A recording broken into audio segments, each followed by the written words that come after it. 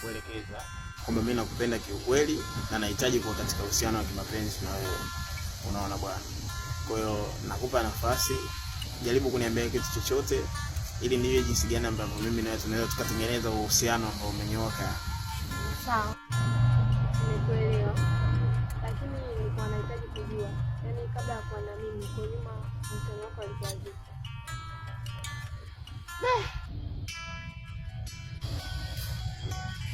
Uhusiano wangu ya nyuma ilikuwa ni kizungumkuti sana. Ni vitu ambavyo hata nikivifikiria hivi nikivikumbuka nafsi yangu inaumia sana.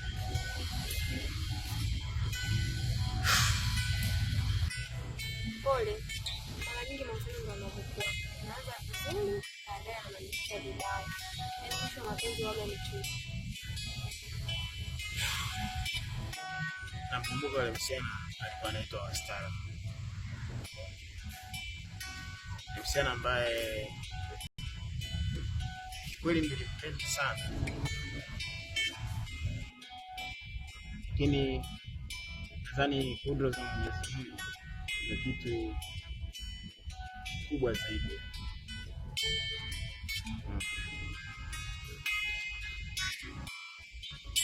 Kwa muda mrefu kweli, lakini ni kumbukumbu ambazo kila nikizikijia katika akili yangu basi nasononeka sana.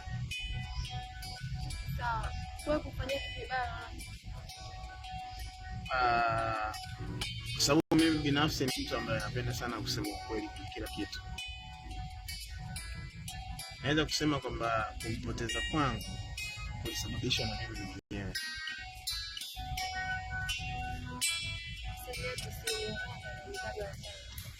Hapana. Ila kwenye kitu cha ukweli lazima tuseme ukweli, na kwenye kitu cha uongo lazima pia tuseme uongo. Ile msichana kusema ukweli, mimi naweza kusema kwamba mimi ndio nilimwambia.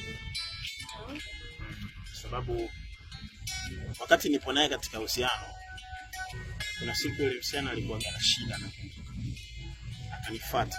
Akaniambia mimi nina shida, kuna kitu nahitaji kununua, kwa kuna hela kidogo nafanyaje? Nahitaji. Basi huwezi amini yani. Ilikuwa ni kitendo cha mimi kumblesi au kumpatia, kwa sababu alitaja kiasi kidogo sana cha fedha. Lakini kosa ambalo mimi nilifanya, sikumpatia ile fedha ambayo alikuwa anahitaji, na badala yake nikatoka nikaenda kumsimulia rafiki yangu. Yaani ni pesa tu kidogo, lakini kwa nini unakuhadithia kwa wale? Naweza kusema labda ni mtoto, nilikuwa labda sijakuwa au sijui ni vipi.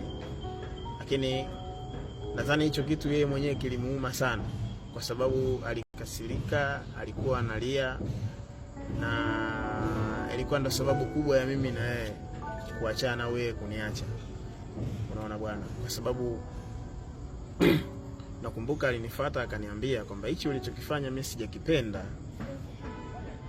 Kama ungekuwa hauna shida ya kunisaidia, bora ungeniambia moja kwa moja, lakini sio mimi naongea na wewe na kuomba kitu, afu unaenda kumwambia rafiki yako mwingine hichi kitu mimi sijakipenda.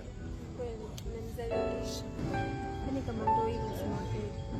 Sasa mfano ndio kija kitokea kwangu itakuwaje? Haya tayari yameshapita mama. Cha msingi tugange tu yajayo, kwa sababu ninakupenda kiukweli na nakuahidi kwamba sitakusaliti. Nitakupa nafasi katika moyo wangu. Nitakujengea kasri zuri la upendo katika nafsi yako. Sawa, mimi nimekuelewa kwa choniambia. Lakini saizi kama giza nimetaka kuingia, alafu nitachelewa nyumbani. Kwa hiyo mengine tutaongea kwenye simu au kesho, Mungu akipenda. Basi mama, naomba tunyanyuke nikusindikize nyumbani.